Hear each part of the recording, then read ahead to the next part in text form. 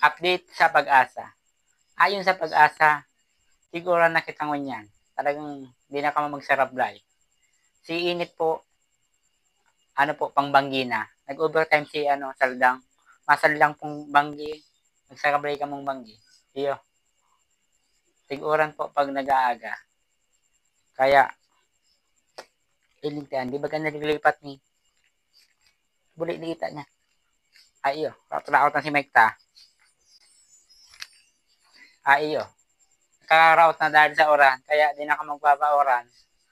Nagkaka-route na si Mike. Ilintian. Ayon sa Pag-asa, wala ka ng pag-asa sa inyong rush. Nagka-route na si Mike. Iyo, maulap ang satuyang panahon ta banggi na. Banggi ng maray ta maulapon. Oran-oran po sa Indo. Kaya magaganda na kamo. Maulap po digdiyo sa ating pinakatayuan dahil mauran talaga digdiyo.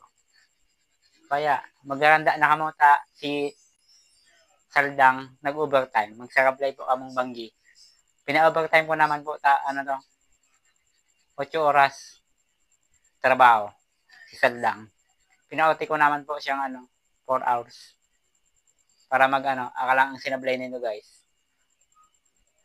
Mag-OT ka na 4 hours. Saldang, diyan ka lang. Sarablay na kamo guys.